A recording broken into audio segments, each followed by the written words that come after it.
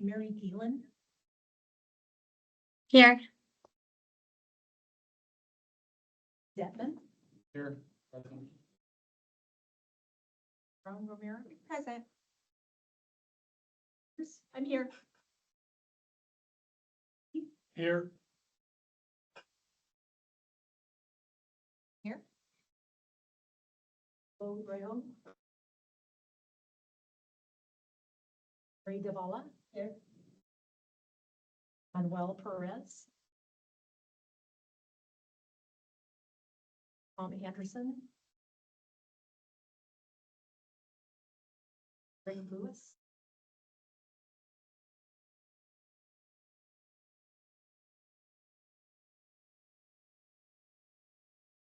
Lewis is on, yeah, Lewis is Is he? online, Okay. yes.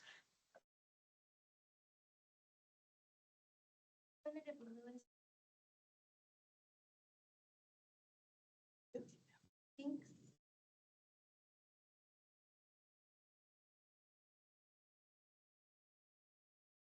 And I do Yeah, thank believe you. that Judge Perez is going to be joining us in a moment as well. So Lori, is that quorum if we? Sorry, Jenny. Looks like if Rick Lewis, when Rick Lewis joins, and Manuel Perez would be cool. Yes. I don't believe Judge Perez is, I think he's tied up at least from 2 to 3. No problem. He So sent just us an email just letting us know, so he'll be joining perhaps at some point. Perhaps there, yeah. All right, well, thank you so much for that. And we are going to begin our meeting with public comment. And I do just want to ask that all testimony from the public be kept to a maximum of 2 minutes, maximum of 2 minutes. And please remember that the discussion during the meeting is reserved for members of the commission. I know that we have several folks online.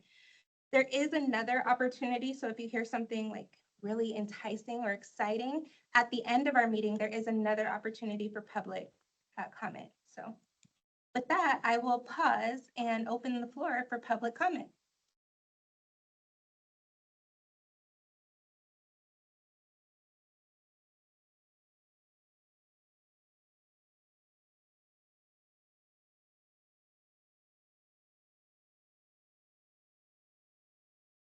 Going once? Going twice? Okay. Our meeting is scheduled to last a total of 90 minutes.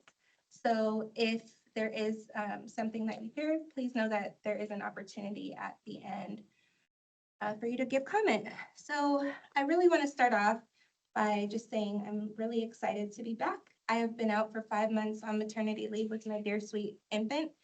And I want to acknowledge the leadership that has been present in my place and the great work that has been done in my absence. So I just want to extend my sincere thanks to Dr. Gwynn, to Vice Chair Pablo Rojas, and the CJC team, of course, Ryan and Jenny, for their leadership and their work. Their work has been essential in keeping the momentum of the commission strong. So thank you. The next part, which is not on the agenda, is a welcome to Mike Tassine, the new OYA director, who is in the room for those of you who may not be able to see. Mike started his role on August 18th. Yeah.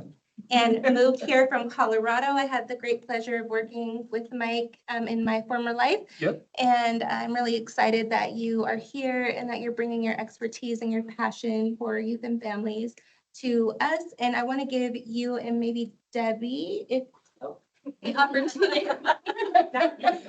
I want to give Mike just a couple minutes to address the commission. And just for transparency's sake, Mike is, OYA is a required member of this commission, and there is a vacancy, and Mike will be hopefully filling that vacancy. However, there is a process that we'll have to go through for formal process. So. Great. Thank you, Kyla. I appreciate the warm introduction. Mike Tassine, I am the new OYA director. I have confirmation hearings at the end of this month. About a year ago, I was doing some consulting in Northern California, and we decided to come see my wife's family up in Portland. And On the way home, my daughter said, man, why do we live here? I love it here. I will tell you, she does not remember saying that since I told her, hey, I got a job in Oregon. She's like, I never said that. It's like, you did, you did. But what ended up happening is I would just kind of passively look at jobs in Washington, Oregon, and I saw OYA, and I was like, that aligns with a lot of things that matter to me. That's a population I care about. And then I looked into the news and I was like, they're in a turnaround. I love a turnaround. I believe that we can always come back to our mission, and that sometimes we get lost on the way and we have broken systems that really allow bad things to happen. I think that that's what happened at OYA. We have amazing people who work there. I mean, I've gone to a facility or two. I've gotten to meet a lot of people, and what I see from the people is the passion. You know, like they get excited when they talk about the kids and the things they're doing, the changes that they're making. And it's like, yeah, these are the people I want working with our kids. The problem is that when you don't have good systems, bad people take advantage of them. And they can cause a lot of harm. And so really my goal is like, how do we create better systems and structures so we can take better care of the young people we're there to take care of, and helping restore them back to their communities and their families so they can be successful, so they can leave us and never come back, right? That's always the goal. But you can't do that if you don't have a safe environment to do that in. So if I'm thinking about, am I going to be safe when I go back to my unit? It's going to be hard for me to learn in that space. So how do we make sure that it's safe? And then once we create that safe space, and how do we make sure that we're implementing the evidence-based practices that we know are going to yield a better return for these young people and their communities and long-term. And so that's what I'm really focused on. A big thing for me is data. I'm big on performance management. I believe that data can be your canary in the coal mine. It can clue you into problems before it becomes a crisis. You can not only prevent harm, you can stop harm in its tracks. But you have to be able to be looking at the right things in the right way and having the right conversations with people so that you can find the solutions and prevent harm from happening. That's what I'm really excited to start digging into. I'm really lucky that we have a lot of infrastructure that's actually going to allow that to happen. So I was a little bit worried of like, oof, I might not have some of that, but in our development services, we have a lot of that infrastructure with our data and our research team, where I'm hoping to, their workload's going to increase probably triple-fold in the next 6 months. They don't know that yet, but they will. But we have to find a way where we can hold ourselves accountable and do that in a way that's public, where people can come watch us having those tough conversations. So those are the things I'm really looking forward to in the next 6 months.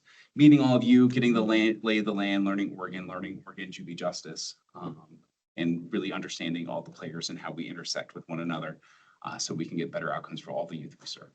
So thank you for the opportunity, Kyla. Thank you, Mike. We're happy to have you. Yeah.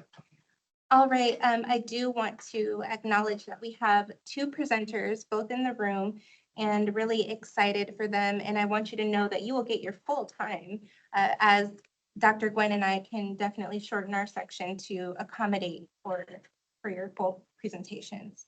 So without further ado, just want to orient our commission, just reorient. As you know, our mission is to provide data-driven policy recommendations to strengthen public safety and improve youth outcomes.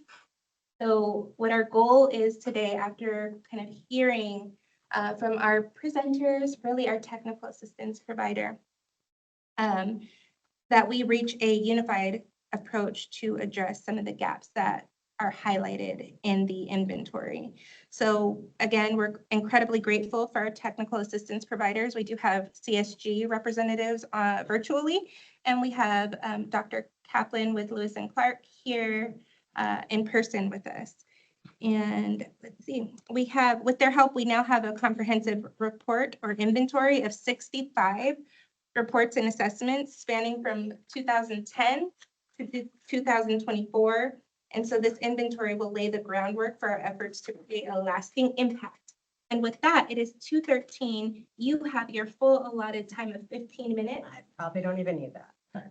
And we will have opportunity for discussion too after. Do you want me to go over there or stay here? Do you have a presentation? I do, but I think we're gonna share it on this, so people that are there can see it, and then you'll be able to see it too. If you are online, you can just share your screen perhaps.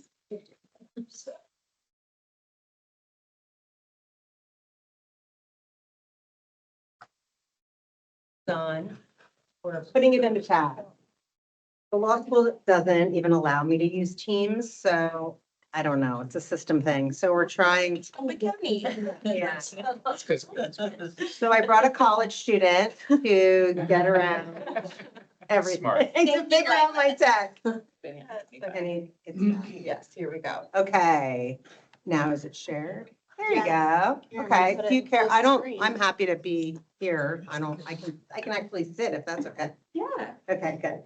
So, hello, everyone, many of you in person. I've been on a number of Teams, Zooms, whatever. And I'm Eliza Kaplan. I'm a law professor at Lewis and Clark. And this is Lila Scott, my amazing intern from University of Oregon. Undergrad, right? And really interested, she's very interested in all this issue. So she's been helping out all summer. So based on our last meeting that was online, we ended with the commission basically telling us as your TA, right, to do the inventory, which is part of our contract, and to sort of gather as much information as we could, what reports are out there already, and basically provide all the information we could find. Can you mind? So as Kyla mentioned, we are partnering, subcontracting with Council of State Governments with Josh and Christina. Going forward, this project we did ourselves because we were just gathering what was available. So our task was to look at everything we could find out there, compile everything. We decided that it would be best, as you all know, when you read these reports, they're either like 90 pages or there are a bunch of numbers and stuff. So we thought it would be really helpful for everyone. We provided all of the reports and everything that was found in a Dropbox. But we also did summaries. So you can quickly see, right, what are these and what are they all about? So we did all of that. And this is how we did it. We did everything from web-based research. We reached out to committee members, other stakeholders. If someone said, oh, I think there was a report, we then track that down. And we consulted with CSG because they've done a bunch of things in Oregon already. And we got to, go ahead, our findings. Right, so we located 65 total reports, but that's not the new number, right? Yeah. But Molly dropped on us on Friday. Sorry. 19 more, so that number's wrong, but we did an additional summary page. So there's an overall summaries that's color coded, and I'll explain that in a minute. And then there's now summaries of the additional reports. They're all very similar and county-based, and it's fine. We know that people have lots of other priorities, and we were bugging everyone with emails. So for people who did send us stuff, thank you. But I think, we can keep adding to this. So if people find other things, please let us know, and we will add a summary, and we will include it and change these numbers. So, it's so many different topics, as you can see from this list. Everything from population, demographics, feeders to the juvenile justice system, OIA policy stuff, et cetera, right? Evaluations, analysis, budget notes, we found all of it. And then in addition to summaries, we thought it would be interesting to coordinate it, color code it, basically. And the commission at the last meeting, since everyone were working on priority stuff, at the last meeting, we were instructed to focus on priority 1. So, and we can do this for other priorities, but for this presentation, what we did is we organized them into the 3 categories, county, statewide, and OIA reports, because it sort of felt natural. Right? And then we coded them by these subject areas, social and public services, race and ethnicity, recommended improvements, and those correlate to priority 1 and disparities. And we added disparities because that was also a topic that came up from a lot of members. And these were the priorities: key drivers of system involvement, racial, ethnic, and other forms of disparities. opportunities for improved diversion and restorative justice. So we color coded them with that in mind, even if they also covered some other things. So it's a little bit loose, but it will give you an idea of sort of where to direct your attention on the summaries if one of those is especially interesting to you. We put all of this in a Dropbox. It's mixed reviews, whether people can open a Dropbox. I thought government can't open Google, so I put it in a Dropbox, but maybe it's the other way around or neither. Neither for Okay, OJ. So how do you, I know some people use their like personal emails because they were so eager to get to these reports, these, 84 reports what would be the better way to do it then? I think, I mean, So I the was summaries I can give you easily, but. I was one of the people who used my personal Mhm. tell on me, public meeting. However, I think for the public to be able to Yeah. access, and Representative Lewis did comment, I think it would be helpful, especially for those who may be online or whatever, to be able to access the reports in the future. Yeah. So perhaps publishing them on the Okay. site might be the best option. Okay, so I can make sure that you all get, I don't know, did you have access? Or is it all government can access it? We've had success with Google. Oh, okay. At I thought CJC. every time I try to Google anything, everyone always tells me can't, right? So, okay, well, I'll get it to you guys. We'll figure that out. And then you can publish it and we can make it available. Because the summaries are, just PDFs, but for actual reports, if you want to look at those, we need some kind of, publication or Dropbox. And that's kind of it. I mean, that was our charge. That's what we did. And we're happy to answer any questions if people have any about our process or what we found. But really, it's from our last conversation, it seems like it's now the commission, I think what we talked about last time was that based on this, the commission might come up with some, should we see what's happening in other states? Is there something we want to focus on based on the priorities? And so we stand by ready for our next set of instructions. Great, thank you. Thank you. I do want to open the floor for comment. Please feel free to very informally. Okay, I was able to read most of them. I know I dropped 19 of them on you yesterday. I'm just giving you a hard time. Molly. Luckily, they Come were on. just graphs. And can you see how amazing Lila worked over the Yes. weekend and put those summaries together?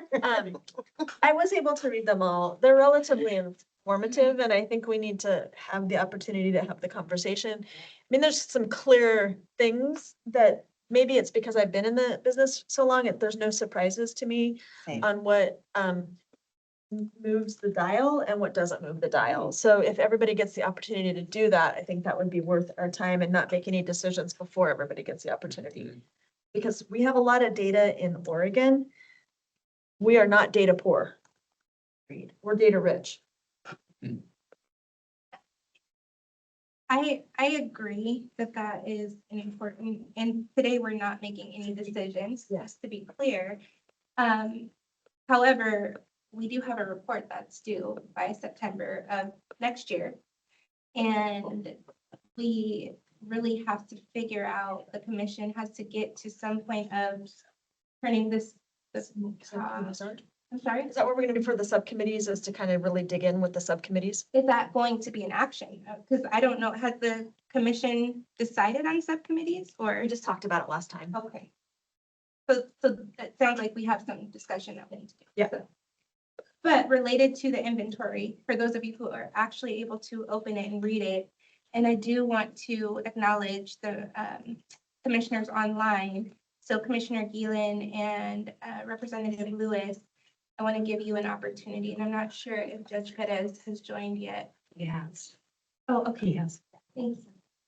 If you have any comment.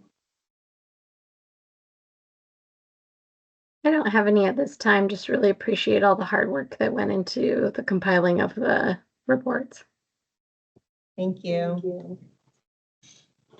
I don't have anything either. Thank you. Thank you. I echo that. There was a lot of work, and Lila, thank you for your pivoting and your work on this as well. So we will have more discussion on this topic soon. However, if Dr. Gwen is amenable, we do have Judge Wyko Magden. Did I say that? You nailed it. Okay. And Ella Hogberg. And if you're okay with turning it over to be respectful of your time, we'll go ahead and turn it over to you if you're ready. We can be, I think it's loading. Oh, Perfect. awesome. Awesome. Thank you all for having us here today. My name is Nella Hogberg, and I work with the Office of the State Court Administrator, which is the central office of the Oregon Judicial Department. And I'm joined by Judge Michael Magden. So Owyhee Wyco Magden, I know some of you, but not all of you, of course. I work as a delinquency pro tem in Deschutes County. So as a judge, I really do only delinquency work, a little bit of civil commitment work, but delinquency's my thing. And I was the first, but now past chair of JDIP. And we're here to share about the Juvenile Delinquency Improvement Program. We're going to talk about background and purpose, sort of how this group formed and why, what we've accomplished. We'll also talk about some lessons learned, and then talk a little bit about sort of the roles of JDIP versus the roles of this group and where we see kind of a partnership. So JDIP was born several years ago. Judges began to advocate for more training and resources in the area of delinquency. They previously did not have any specific training programs put on by the judicial department. They would have to seek out delinquency-specific training on their own. And on the dependency side, they historically have had a lot of support. We've had a federal grant for, I think, around 30 years that provides a lot of resources to judges in that area. So they started to say, why do we have all this support over here, but not over here? And so they wanted the basics, adolescent development training, data-driven practices, things like that. And so this was kind of an answer to that. It became a Chief Justice Walters, the former Chief Justice, an initiative in her strategic campaign several years ago. And then the legislature answered with some funding in 2021. I was trying to click out of something and it advanced the slide in 2021. And then I was hired that fall, and our advisory committee was formed the following February. So our vision is on the screen, and at the heart of JDIP is to improve outcomes for kids and improve the court process for kids and system partners as well. So before my time, it's kind of started with the Judges Steering Committee. And they kind of created this vision of the things they really wanted, things like regular every year training. They really wanted a bench book. They wanted a regular summit with all the system partners. And so those were kind of the key, let's get those things done. They also helped envision what the advisory committee would look like. And again, on the dependency side, OJD has a JSIP advisory committee. And so we kind of modeled things similarly, but also recognize that delinquency is very different. While there are some similar system partners, there are also several differences in the system. And so wanted to acknowledge all of that sort of in the formation of our advisory committee. So then the committee began meeting, and the first year or so was really identifying shared values and creating a clear structure. I think we met every month for a while, and then we switched over to every other month, trying to go quarterly, but folks want to keep meeting. So we're still on every other month. Really, yeah, again, touched on working toward the initial vision of having these regular trainings and developing resources. We also identified the need for additional technical assistance and funding. And Judge Michael Magden, I meant to give you a moment on the last slide to kind of talk about your judge's perspective of needing sort of a program and additional. So Nella covered it really well, but I came in because I was really aware doing only delinquency work that Oregon wasn't doing a very good job training delinquency judges. There's a lot of emphasis on many other areas of the law. I did get to go to an intensive training put on by an outside organization in 2018 called Evidence-Based Decision Making. It was amazing. It was a week long, a bunch of stakeholders there. We collaborated. I learned so much there, but it also made me really aware that Oregon just wasn't doing that yet. So to me, JDIP seemed like the first real effort to start getting judges educated and data aware and helping each other to create an equal and just system. These are current advisory committee members. The Chief Justice does a new order every October, which is effective November 1st. This is our low turnover year, so we only have a few folks that will be rejoining for another 2 years. And then we have a new OJDDA member who will be joining this year as well. So I'll talk briefly about grant funding. We received a grant from the Office of Juvenile Justice and Delinquency Prevention, a 3-year federal grant to really ramp up our resources. We were able to hire an additional staff position. We have a no-cost extension, so we get to extend our grant for an additional year, so it'll run through October 2026. But that funding helps support things like keynote speakers, again, a full staff position who's been dedicated to standing up a youth board of previously adjudicated youth in Oregon. And I'll talk a little bit more about that in a moment.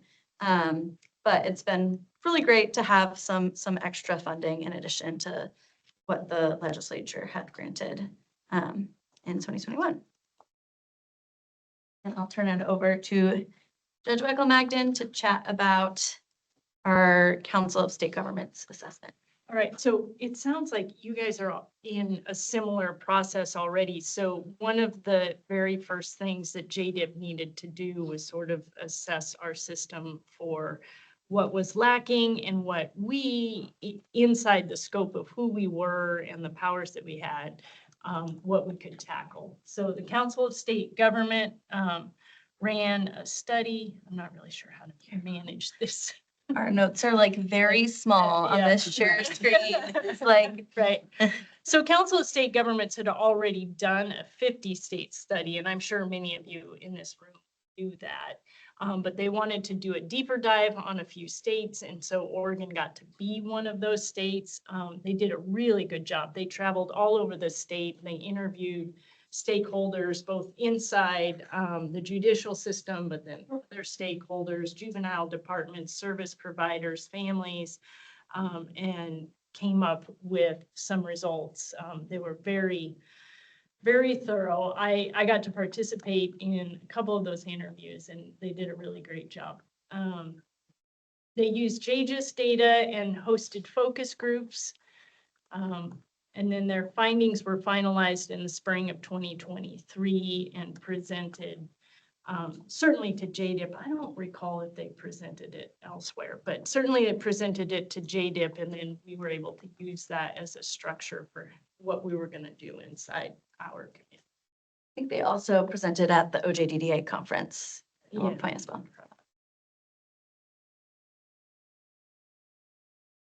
All right, so this is a lot of small text. So these are our 9 findings.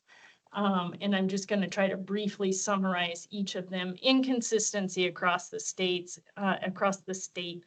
So I think most of you know this, but Oregon, each jurisdiction manages delinquency differently. They have different resources, different expectations, different cultures. And so there's a fair amount of inconsistency in how young people enter the system, how they're treated inside the system, and outcomes and so on. There was a lack of structures for decision-making, specifically for judges. Disproportionality in youth of color, again, I think something that was expected. lack of training on juvenile justice research and best practices, inefficiencies at the court level. So this is in a lot of places, the judges who handle delinquency matters take a short term and they don't always have a background in it. And then they move out sort of like once they've sort of got the idea of what they're doing, and then they move out and somebody else comes in. Not using data as a tool. So it's been mentioned, Oregon has great data, but it's not always, we judges haven't always known how to access it or had enough pressure to use it and so on. So many of these things, sure, not surprising to the folks in this room, but we did use these to proceed.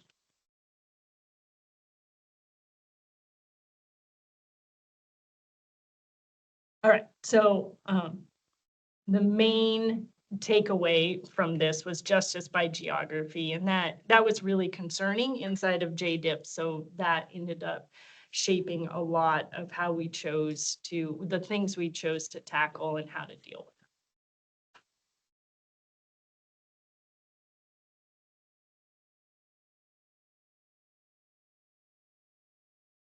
All right, so I heard you all talking earlier about whether to do subcommittees or not. I will say for JDIP, one of the things we did is we created sort of 3 buckets of subcommittees. So the basic things we wanted to tackle: court and system partner education, data and performance measure, and then court resources and decision making. And for us, I know that I felt strongly this way, that once we broke out our work into subcommittees, and so we had smaller focused groups, people self-selected for those, but with some help from OJV staff to make sure that we had all the right voices in the right rooms. And my perception is this is where, so we had started in February of 2022, and it's when we broke into the smaller groups that I felt like we really started to gain traction and started to get tangible things done that could help with system improvement. So these are, so we talked about those were kind of temporary subcommittees. Everyone got split into them. And then these have been kind of official past and present subcommittees that have been, official. So I'll just mention the JDIP Judges Committee. That's that kind of came out of the steering committee. They wanted to keep meeting as well. And so that initial steering committee that kind of made JDIP of judges meets regularly on a monthly basis. They mainly plan their conference and provide input on that, their annual conference, but they also provide a lens to JDIP's work when we're like, we really need to just ask the judges what to do with this thing. And they're super great help with that. And the chair of that committee is Judge Gilmerton from Clackamas County. She does a great job. We also, I want to call attention to the other blue box, which is the Juvenile Justice Advisory Board, which I mentioned briefly in a previous slide. This is a youth board of previously adjudicated youth from Oregon. And this has been, they've been meeting for, I think, over a year and a half now. And they created a whole set of recommendations as well for the court system. A really fantastic group of young people. And that is led by my coworker, Caroline Meyer, who's just done a great job. I'm going to say this on a future slide, or it's posted on a future slide, but they're currently working on a handbook for youth entering the court system, which is just fantastic, and really excited to see that product. I hear that it's coming together, but really anxious and excited to see that. All of the other groups on screen are multi-system partner groups. They're all kind of different places right now. Debbie was the chair for the data subcommittee. We're currently doing a lot of internal data work, so they're kind of on hiatus right now while we get our ducks in a row with OJD data stuff, but really excited about all the work they did and recommendations that they provided. And we'll also talk about on the next slide? Not yet. The dispositional risk assessment work group, which Kyla was a big part of. But again, at the core of our work is working with system partners and involving a diverse group of voices, which has made our projects a success. So this is a list of some of our successes. These are the tangibles that have come out so far, although our work is not done. So we have an annual training, which is always a day and a half to 2 days now for judges, finally in delinquency. And they're great trainings. We've had 3 of them. We'll do our 4th next year. It moves around, so it's in a new jurisdiction each time, which is an aspect I love. Because it really does help you understand like what's happening in a different part of the state and why, and what are the resources, what's the culture like. It gives judges a chance to talk about all those things in a very real, tangible way. And tours, sorry. And tours, right, tours, the tours are the best part, actually. So usually the juvenile department hosts the judges and they go through the facilities and they talk about their programs and the things that work, the challenges that they have. I have learned so much from those. They're really good. I love them. The annual virtual summit. So we get together every year in November. It's always virtually, and that's an attempt to bring in people from all over the state to be able to participate. But this is a multi-stakeholder, so there's always a theme. OJD staff does a really great job coming up with bringing in presenters, often nationally recognized presenters, sort of to give us a base, but then we do breakout sessions so that we can work together and actually use that information to work to make our processes better. And then the delinquency bench book. This is another one that Oregon, so far as I know, had never had a delinquency bench book, and we have one now. So just so proud of that. OJD staff, but then also a number of other people participated in that process. Lisa was on that board. Let's see. And then our delinquency data dashboard. So this is an aspirational one for now. We're working on it. It's kind of inside OJD for now, but the goal is like channels. right.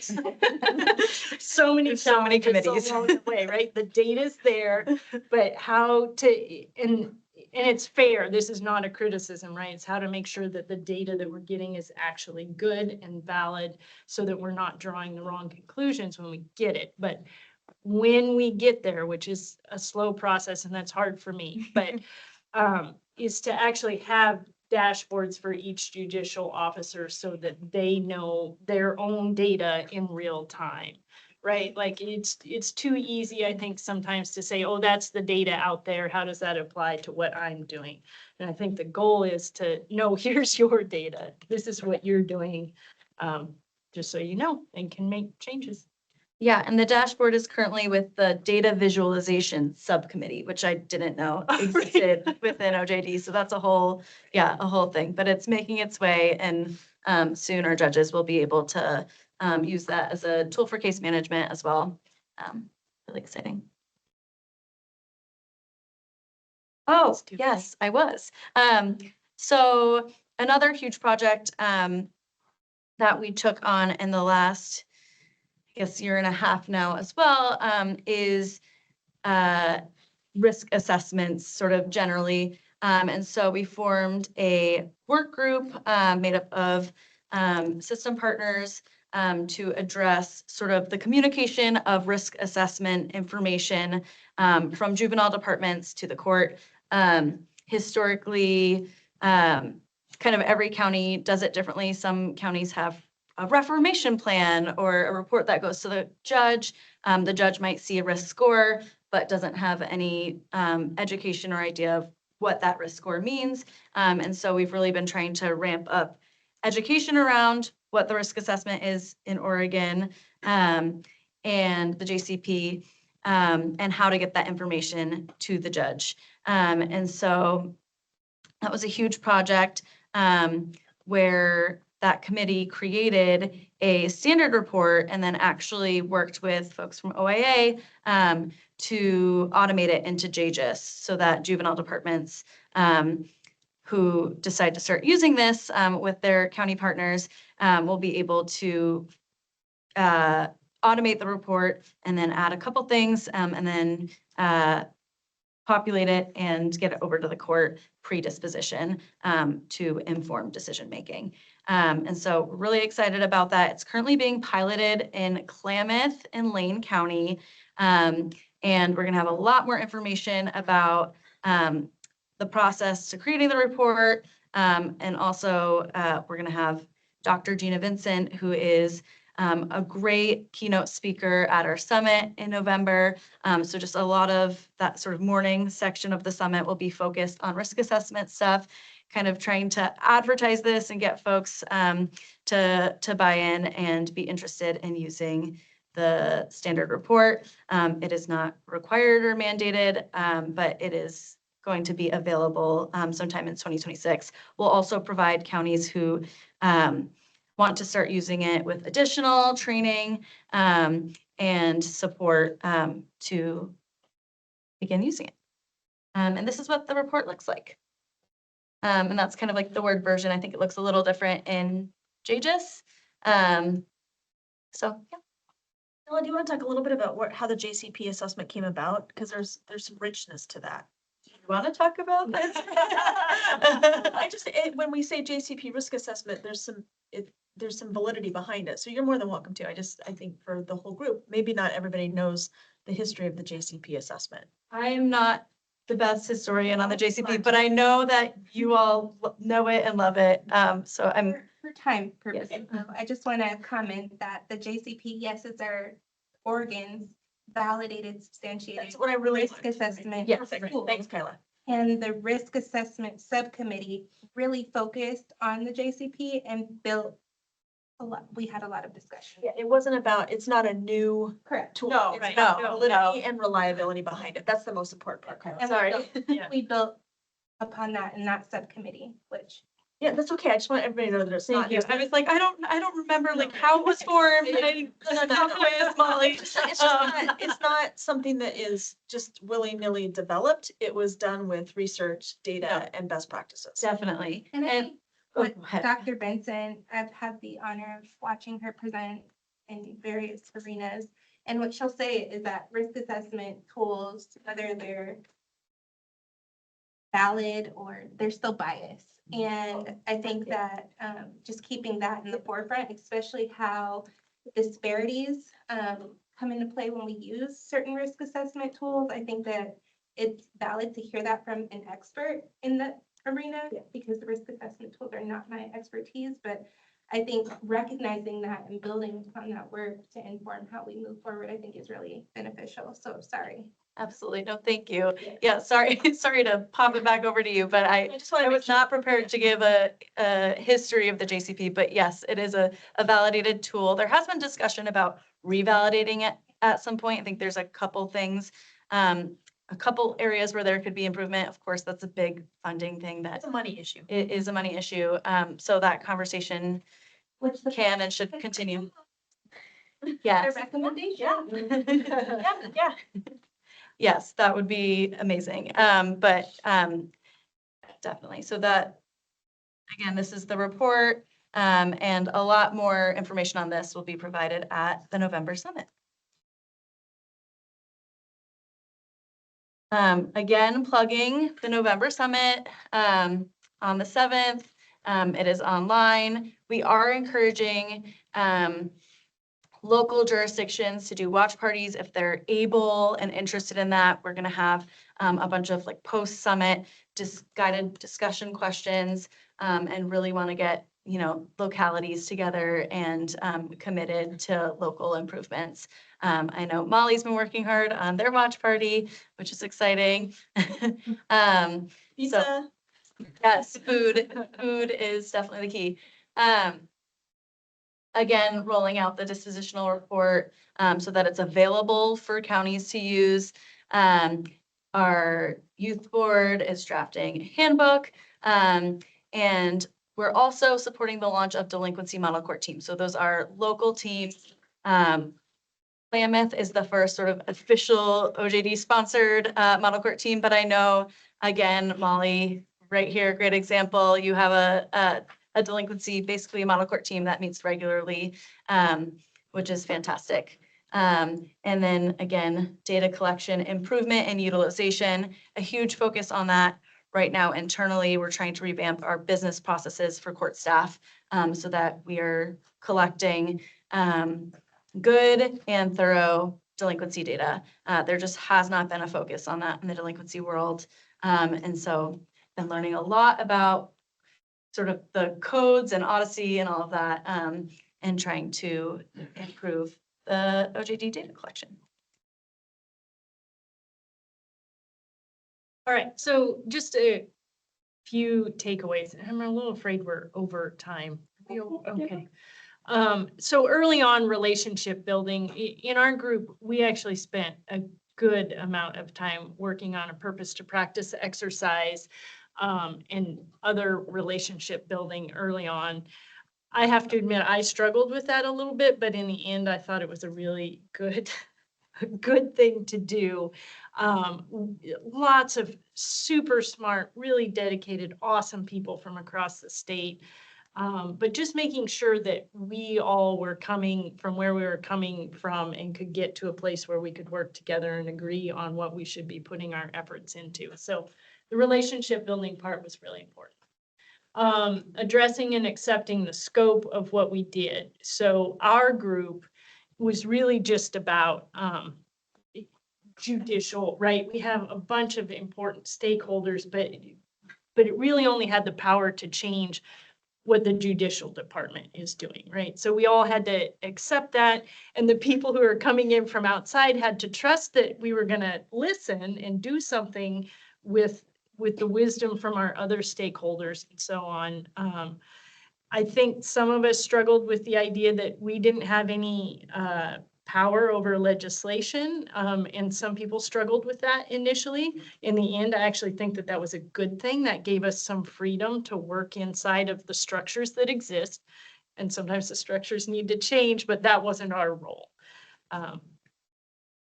Let's see, sustaining energy. And I just want to say, I can hear that this is already happening in this room too, but the meetings are amazing and there's amazing people, but there's a ton of work that happens between the meetings.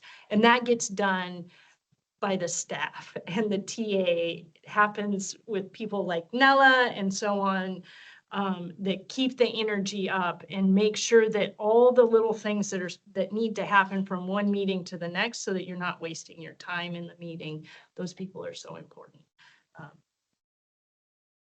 And then finally, just sometimes getting courts to change how they do things. It's an ongoing process, and it's going to be different in Oregon, especially, I think.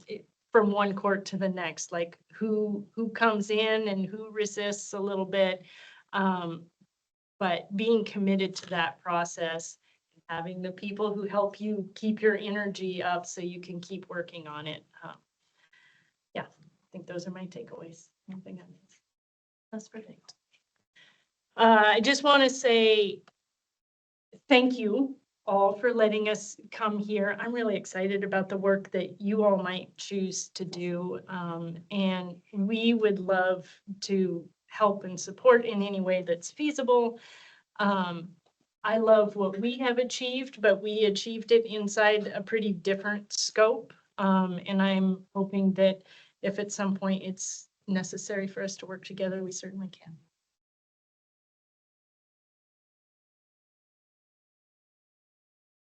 Last one. Yeah, okay. Yeah, this is important. We don't make mandates or propose legislation, and we've been really careful inside of that to not mandate anything. So for example, like the the risk assessment tool and having judges trained on that. We're not going out because we can't and it's not appropriate, go out and say, you all 36 counties shall implement it and you shall do it this way. We provide the training, we provide the resources, we use our connections to try to move that along, but that's who we are. And so we have to work inside that realm. Thank you so much for having us. I think we used the extra 5 minutes you gave us. So sorry about that, but yeah, really appreciate the opportunity to be here. A lot of rich, amazing information. So thank you both for presenting. And I would like to open it up to other commissioners who would like to ask questions or have a discussion while we have the expertise in the room.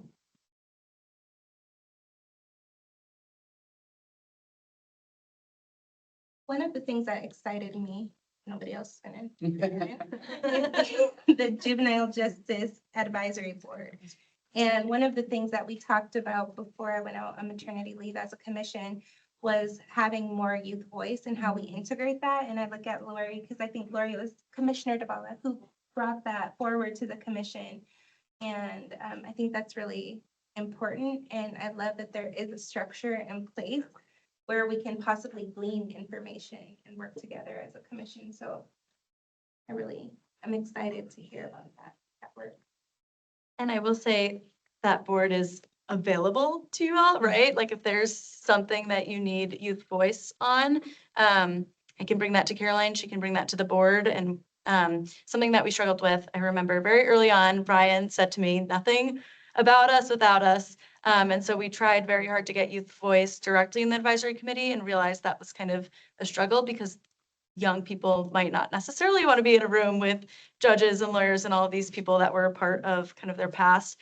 And so this idea of the youth board came about, and it's been an amazing structure to have. And they're really great people who are on it. And yeah. And I love that.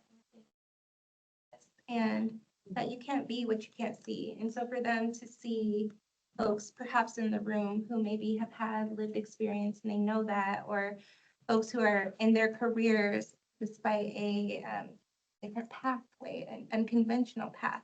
Like, I think it's important for you to see that and to see us at this level, having those conversations with them and about including them. So I see Commissioner Gielen. Did you come off mute? Would you like to comment? Nope, I just really agree. I'm excited that Youth Voice is a part of it, and it's exciting to see JDIP really have evolved from an idea many years ago to really being available. As somebody who used to work as a juvenile court improvement coordinator in Multnomah County, I definitely see the value of having the same resources on both sides. So I really appreciate it. For sure.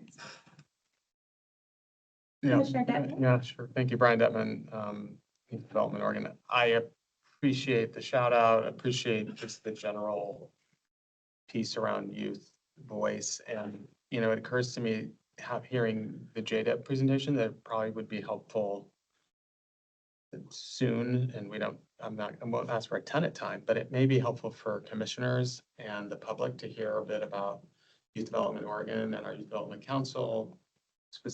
Just so you get the quick overview, you've probably heard me say what we do and so on, but the crossover and the connections to the fact that we have a youth committee. And so we have a few sources of youth voice. And just that our connection to both education and juvenile justice and just broader community-based services, I hope and think would be a really value, you know, again, I can keep it at a high level. And if, you know, y'all gave me 15 minutes or something, or Molly and me could kind of tag team, as she's a member of our council and Christina's a member of the council as well.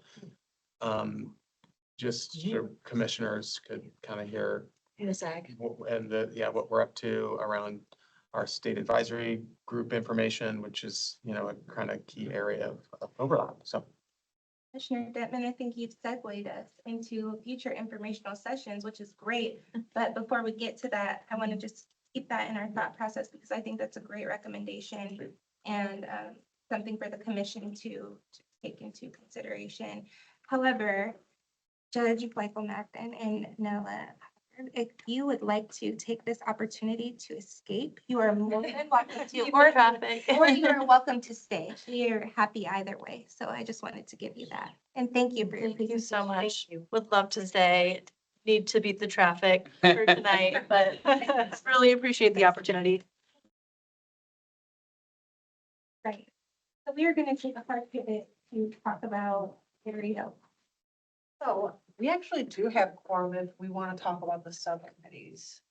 Can we talk about first the area one? And really, I think one thing I want to uplift is that this commission is not meant to replace existing efforts or compete with existing efforts, but to synthesize all of the amazing work that is being done around juvenile justice. And I think one thing that was prevalent to me in the research was that child welfare, the data around child welfare and the integration of that with delinquency, and one statistic stuck out to me that half of all Oregon youth come into contact with child welfare or foster care. That's a huge statistic. And then of that, 3/4, and I'm saying, I may not be saying this right, so tell me, but 3/4 of them they go to adult conviction, and they've had interaction with the juvenile justice system. So of that half, 3/4, right? Am I saying that correct? Yeah. So I think that's a huge disparity. And as we talk about where the commission has uplifted priority areas and disparities, I think area one, that's something that can take somebody, Molly, 25 years to, come up with even suggestions or how to tackle amid changing dynamics. I think COVID and studying youth interaction post 2020 looks way different than it did. Yeah, Chair, I'm sorry, the feeder system, right? The feeder system study. And then OCID showing that, okay, so we have one part of ODHS that clearly a lot of our kids touch that then go into our system. Right. But then there's a protective factor on the self-sufficiency side. And if they get really involved with self-sufficiency, then we see a reduction in our system. That was incredibly interesting. Oh, Mary, you're shaking your head because you've seen this, right? I thought that was really interesting. Absolutely. Yeah, I think both of those absolutely are what we see generally within ODHS, and part of the work we're doing within ODHS to create more of a spectrum of services from prevention to intervention right now is a recognition of the fact that we really need to differently use some of those front end support services to do better prevention work. And that's part of why I'm excited to be part of this team, is to think through what strategies or what we're seeing that where we could intervene more early and prevent youth from ending up in the juvenile justice system or following that track that unfortunately our data and outcomes are showing right now. Definitely. I think that I hate to spoil it for those of you who haven't had the opportunity to do a deep dive into the inventory, but what you've uplifted in that inventory as gaps, or what we found as gaps, it's not a surprise to those of us who do the work, right? Nothing that you highlighted is a shock to any of us. And I think that doing subcommittees to continue to talk about things that are pervasive, I don't know the value of that. However, that's just one opinion, not as the chair, but as the commission member. I would say that the long-term strategy and the end goal, as Multnomah County, I don't know if you've heard this, but it's a county that likes to meet. There's a meeting for every meeting with another meeting. And what happens when you have that, you lose sight of what the overall goal is. And I think that is one of the challenges with this commission and the rotating number of members on the commission and when we have quorum, when we don't. And so I just want us to be clear today, since we have this unique opportunity of quorum, to figure out a direction and also give guidance to our TA providers about what we need next. Because I think that there's a couple things, and Molly, Brian, Lisa, commissioners, We'll all weigh in. you all will weigh in. There's a couple things that we can do to move forward. And I just want to propose something with our TA provider. One thing that is not super clear, and what I've heard from various committees, subcommittees, is legislation around juvenile justice. But there's, Unpack that more. yes, I will, and I actually have notes for it. So.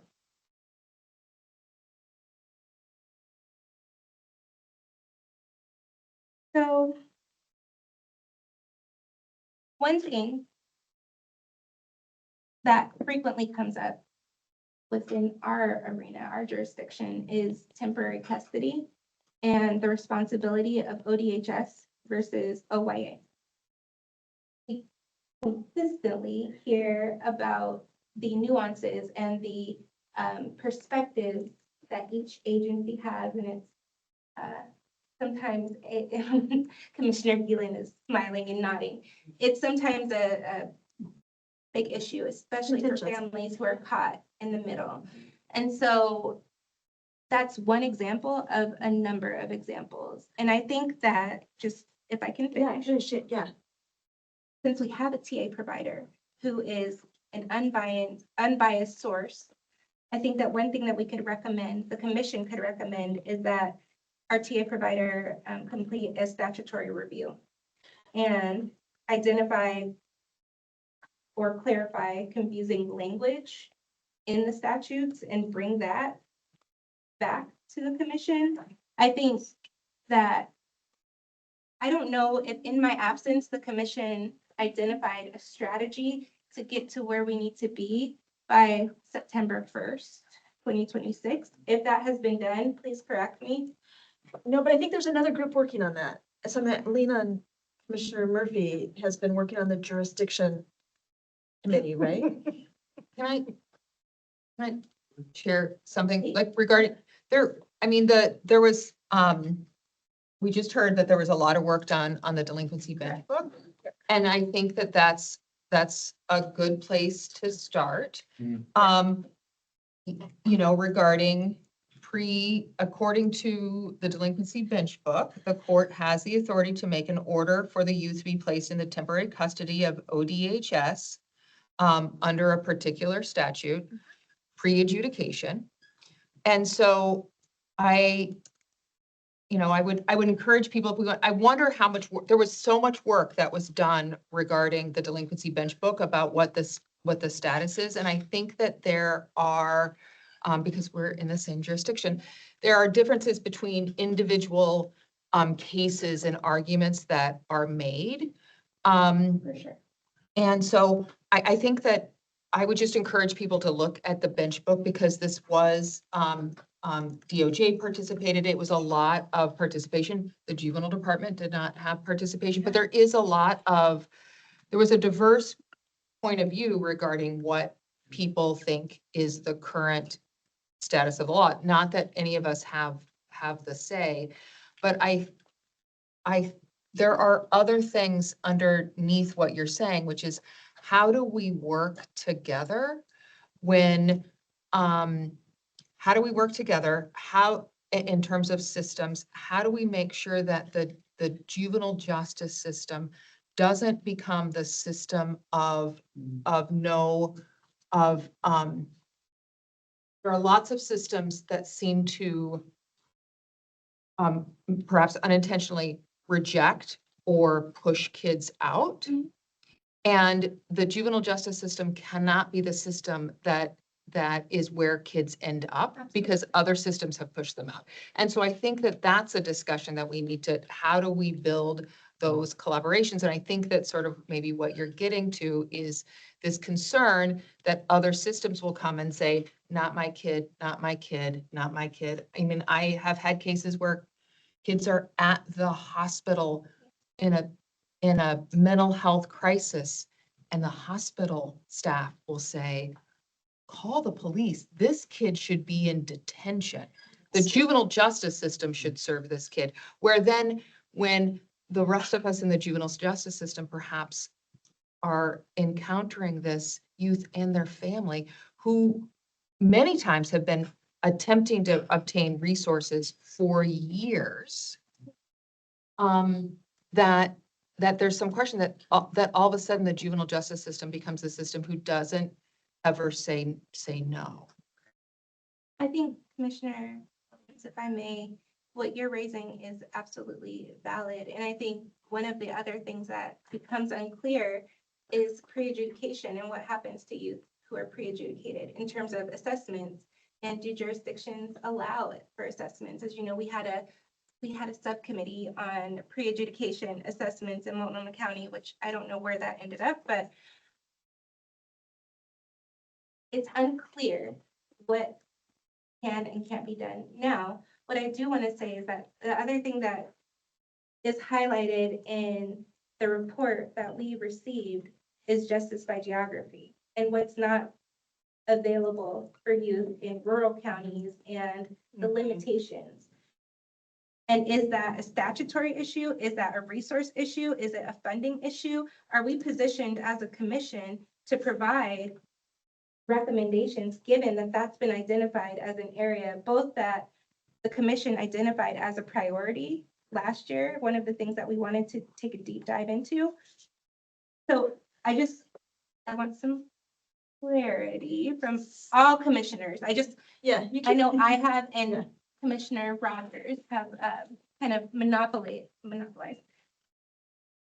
Eliza, did you want to weigh in? Yeah, no, I feel like you're all getting at kind of the same thing, which is there are a number of things that if you had more information along with information we already have, that could lead to making some policy changes, and maybe some that everyone could easily agree on.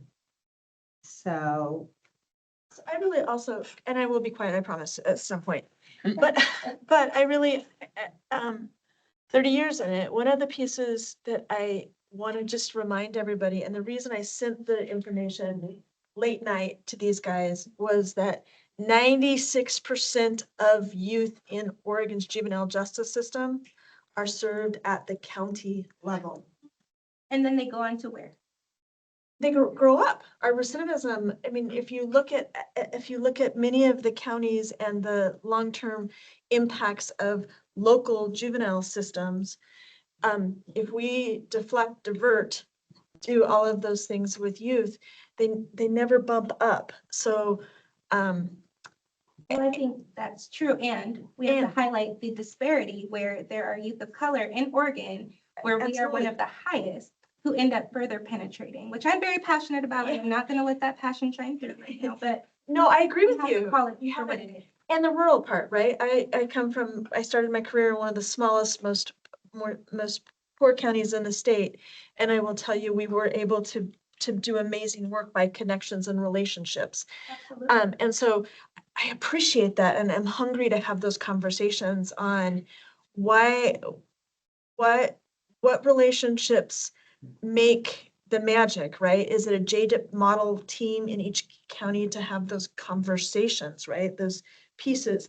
What does that look like? We looked at our data and we started our assessment center because of our data. So yeah, what does that make sense, Kyla? I don't disagree with you at all. And what's the end goal? What is the end goal? And so we can have the meetings to continue to meet without having an end goal or even an outcome of all of The state of Oregon has not kept up with local investment like they have with the state investment. I agree with you. Commissioner Healy? Thank you. I wanted to point out, to me, the challenge is less the clarity of what's allowable under the statute, because I've read both statutes and worked in both systems and seen it from both seats. And I think more of it is about figuring out how to get to best practices. And I do think that that's a role of this commission, is thinking about how do we get to those best practices. I used to lead the crossover youth practice model in Multnomah County that was built on the Georgetown University Center for Youth Justice model. And while I know it's been many years and some counties have had fits and starts with implementing that model, and we should be informed by that history. For me, a lot of the tensions that I hear could really be resolved by some of the best practices that we used to be implementing or starting using that crossover youth practice model. So I would just push us less to be focused on what's allowable under the law and to focus more on what does real cross-system partnership to the benefit of youth look like, and how are there things that we can do to help support that across the state, particularly not wanting to say, should a youth just be in detention or should they be in a hotel, and which is worse? And having those kinds of fights don't really feel like they're really serving the best interests of youth or getting the outcomes we want to move to. But I think both systems get defensive in that. And I've worked on the prevention of both of those things. And I think the real way we get to better outcomes is better partnership across systems and figuring out how to support that around the state. It is complex, to Molly's point, of counties and state being different kind of jurisdictional relationships, and how decisions and what leadership look like vary. But I think that that is definitely worthy. And I do want to say, when I did the crossover youth practice model, we were specifically looking at disparities, and we did see that disparities within the foster care system did lead to increased disparities in the juvenile justice system. So I think we need to be talking about it as an equity issue as well. Absolutely. When we're looking at the key drivers of the system, and I know we were sort of asked like what specific questions we have as commissioners. And I think when I think about the key drivers of the system, there are different points of the system. So what are you looking at in terms of, you're sort of talking about like out of home placement. And I think that there are these particular things that we could break down in terms of stages of the system. And I think that, in starting someplace, we're looking at who comes in, but also what's equally important is who exits at what point, because there are disparities all along the way. And I think that there are best practices around, for example, entry, which may feel a hard point to like tackle within a system. But one of the first decisions is this decision about diversion, which is also a question we asked. And there are, I attended a whole week on training with Mary Geelan and some other folks in Georgetown about best practices around diversion and what does that look like. And I don't have enough information, it might be in the inventory because I haven't read everything, about what is happening around the state regarding diversion right now.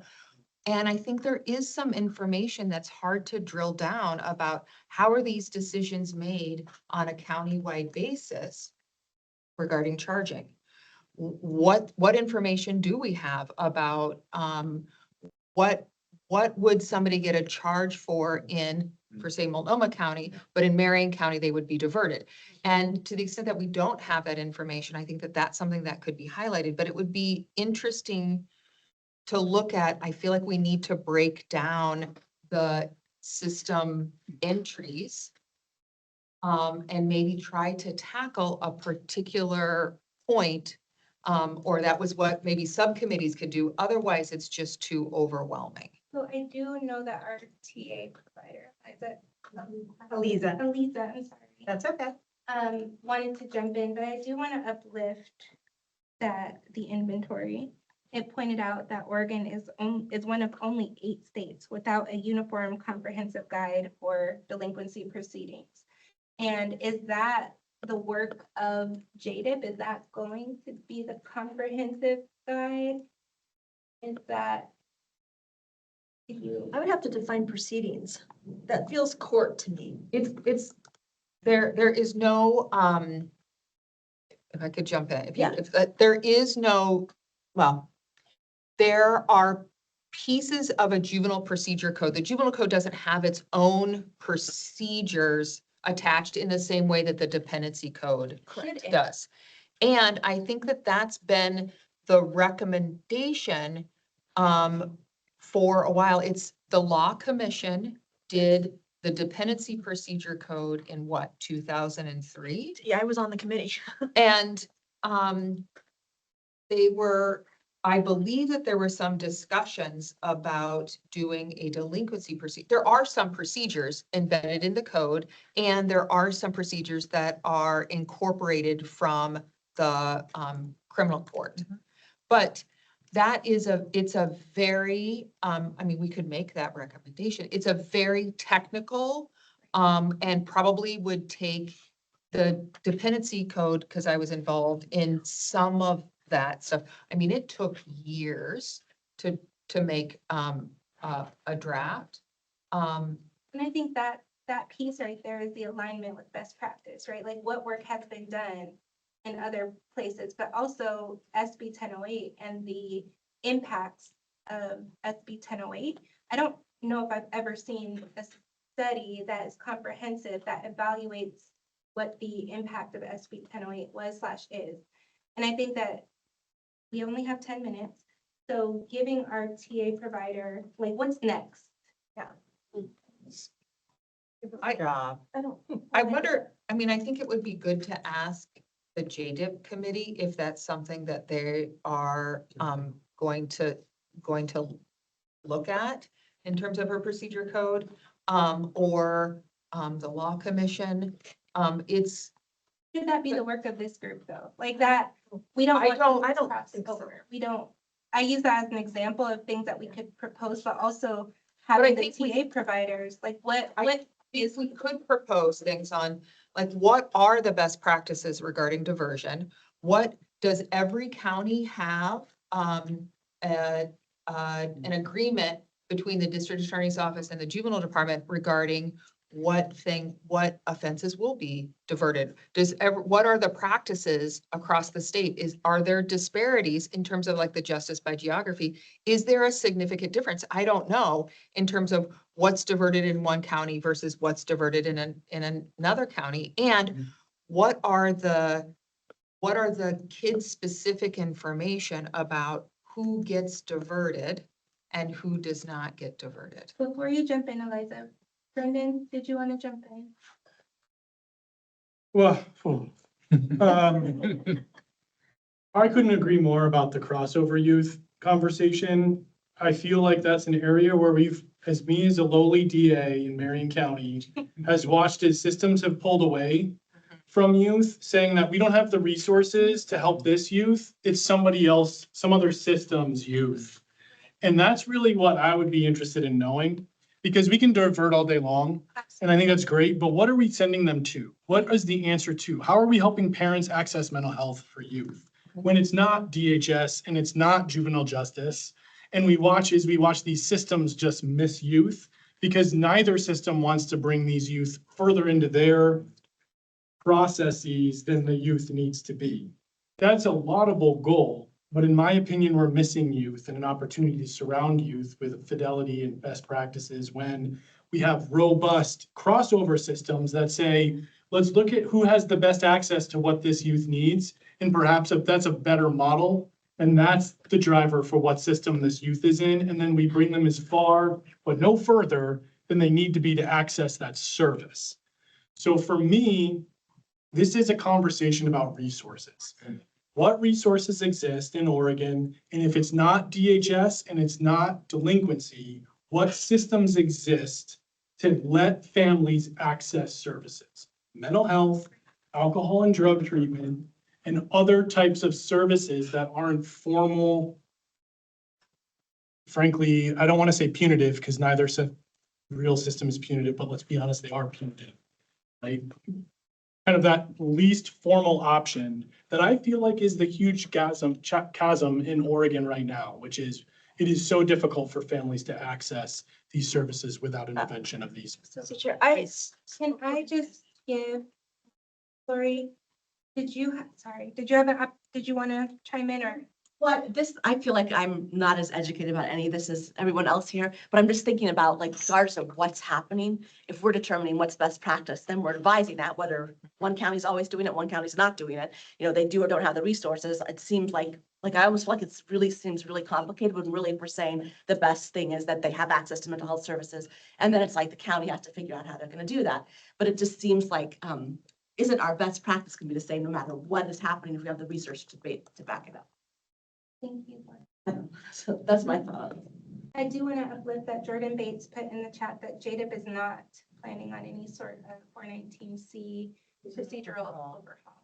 So in our last few minutes, 3 minutes, I would love to have Eliza and possibly, I think CSG may be on the call too. If you would like to chime in about your thoughts with this conversation and where we go next, that would be really helpful. I mean, basically, I'm hearing a few different things that, I mean, we do need more direction from all of you. You know, do you want us to look at what's happening in every county for diversion? Do you want us to look at, some of you do, some of you don't. Do you want, do you want us to look at resources? As Brendan just said, like what's available for families? Do you want us to look, I mean, Is the unified approach here that we're trying to get to what our best practices? Is that? I don't care about best practices if the youth can't access services. So absolutely. that's sort of like my, the reality is. the reality what of we're it. talking about. Because as a DA, I'm not gonna divert a kid when there's no service at the other end of that. But can I? Doesn't that vary by county though? Which Well, then but- becomes, I don't know if the disparities between counties matters as much. For me, it's how do we open doors to treatment and services? So So- can I ask a question? Yeah. Because I think that what you're saying in terms of the best practices, and I don't want to put words in your mouth, but it's like kids shouldn't enter a system that might create additional harm or other consequences unless they absolutely have to. And what are those reasons? And so if kids are in the juvenile justice system because perhaps they were poorly, they couldn't access resources other places, doing resource mapping to say there are better ways for kids and families to access resources, and here's what the resource mapping looks like, and here are the gaps. That could be something that the commission could report on to say, there are consequences to being in the juvenile justice system regarding outcomes for youth that we don't want to encourage. So if there are ways for kids and families to get their needs met without entering the juvenile justice system, that might be a best So practice. I think we've got this rich conversation, but we do have a couple minutes left and we do have to leave some time for public comment. I want to ask, what we don't know, because this is a new statewide commission, not just jurisdictional. Are we in a position to ask, perhaps, maybe there are other states that have done this work as a statewide commission form, that and what recommendations they might have? Could we possibly invite them to talk to us about perhaps the overall, because there's so many subcommittees, and we don't want to duplicate work that's already being done by OJDDA, SOCAC, and all of the other acronyms. So I'm gonna push back. I don't need to hear from other states. Maybe the other committees do. I feel like I'm getting that pushed on me. I think Oregon is absolutely one of the leaders and we can learn a little bit from other states, we're but the we haven't leaders even in some of the juvenile justice work and some of our pieces. I want us to kind of still dig into what we were just talking about here to understand what, we have some counties in the state that have very high recidivism numbers. We have some counties in the state that have very low recidivism numbers. Why don't we learn from ourselves kind of first on what they are? And Is that the role of this commission, though?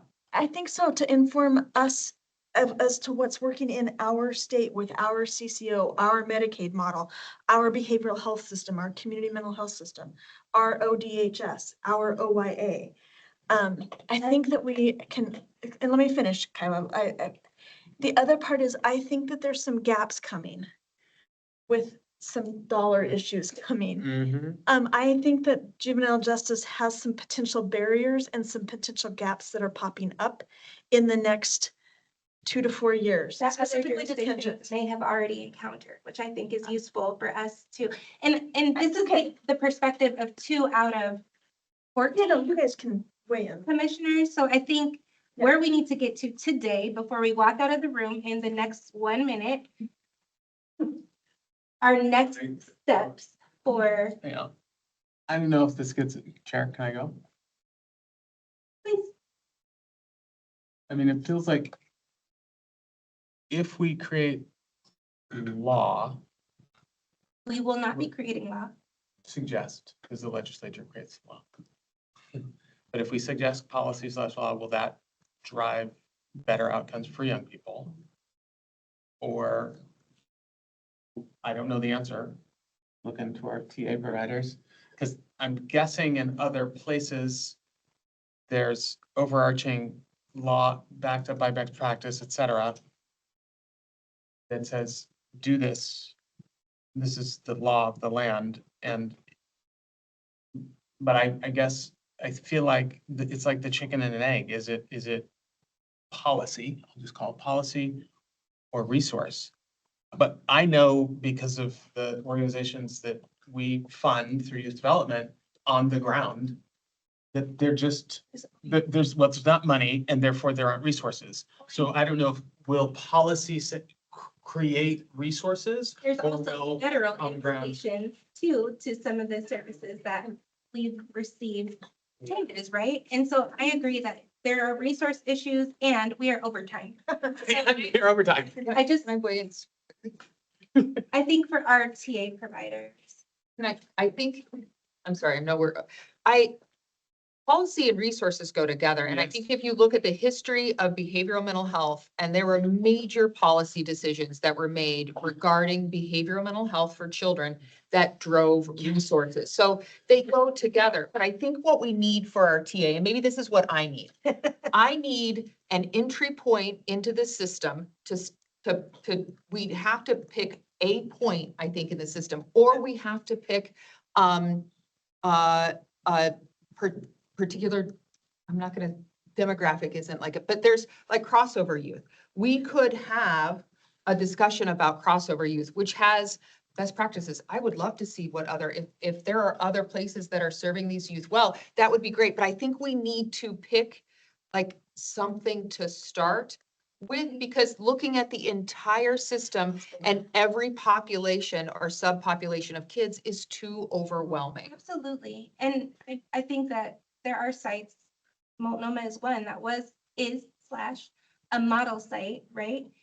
Which we can talk about what model is, and crossover youth practice was one of the things that we were named as being model for, which I will tell you, there's a lot of work that needs to Sure, be done. yes. And I think that where this commission is going, what we need to do, we need to have the commissioners really take a deep dive into the inventory that was provided by our TA provider. We need to come back to the table next month Mhm. and have a solid, after we've reviewed all of the inventory collectively, come back with recommendations for next steps for our TA provider and as a commission. And so I think individually doing that work with your thoughts about where the commission should go, reflecting on our statute and what the commission is supposed to be doing. I think that would be helpful to inform what our next steps are by September 1, 2026, which is 362 days away. So That sounds wonderful. Sure. I was just wondering if there was some way we could share that before the meeting, so everyone had kind of looked at each other's ideas about that. we've tried that before with homework, and I full transparency, the amount of work that is placed on the team supporting us is a lot. When we did that in February, it was a huge undertaking, and One was just like a Google Doc, and we wrote in there, each person wrote, this is what I think we should be focused, or whatever, it was about the goal of our committee, or this is what we want from Yeah, TA. I'm with you. Public meeting the stuff. problem is, yeah, it's a public meeting, so we can't do a Google Oh. Doc. And so we have to be able to have the conversations publicly, but the legwork, we can figure out, perhaps, we can talk about a good way for us to not belabor the time and make the most out of the hour and a half that we have together for our next meeting and give guidance and direction both to the staff and to our training providers. Does that sound okay?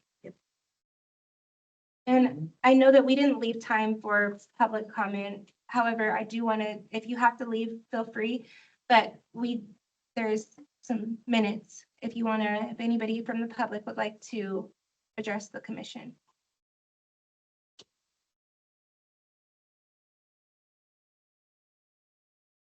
So our next steps is that we'll do our legwork with the inventory. We will come prepared to propose some solid, tangible, action-oriented solutions for a report to be delivered in 362 days from today. Do we have a meeting set or are we going to set one? Can I clarify, Chair, we're talking about a new meeting or, because the next scheduled meeting is November. So I'm hearing maybe, and there's robust discussion, I appreciate everybody's kind of leaning in on this, you're kind of getting to figuring out what are we gonna focus on, to what effect, and what do we need to be able to do that, is where I hear this conversation. So not losing momentum, maybe suggest trying to find a virtual space between now and the November meeting to continue the Yes, great. conversation. Yes. That's good. Are we gonna attempt to set that today with the people that are here? Or are we gonna do it by a? Probably easier for us to poll, I would Okay. assume. We'll try to do that very quickly. I know how much you love polls, but. And we just sent everything to you. Great, well, dear Erin, thank you so much. You let them all for know when chiming it's in and available. Participating virtually. That's the fastest way to get a hold of you, Brendan. Sorry that we went over. Yeah. It's only 5 minutes. I'm trying to be, in my return to eternity, I'm trying to be more conscious about time.